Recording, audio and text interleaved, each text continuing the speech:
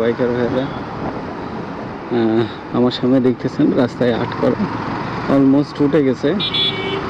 আসলে যে বিষয়টা কথা বলতে চাই, হ্যাঁ, আর্ট যখন করছিল তখন সুন্দর লাগছিল, বাট এটা কিন্তু স্থায়িত্ব এক সপ্তাহ যায় না, এক সপ্তাহের মধ্যে কিন্তু এটা উঠে যাচ্ছে। লাভ কি? লাখ লাখ টাকা খরচ করে এভাবে যে আর্ট করে সেটা যদি এক সপ্তাহ পরে উঠে যায়, তাহলে তো আসলে কোনো লাভ নাই।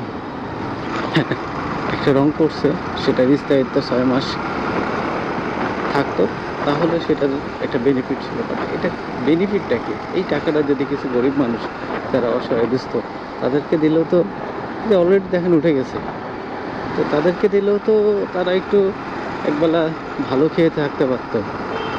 আসলে এটা খুবই প্রয়োজন এইগুলা অপচয় না করে অসহায় মানুষগুলোর কাছে থাকার জন্য।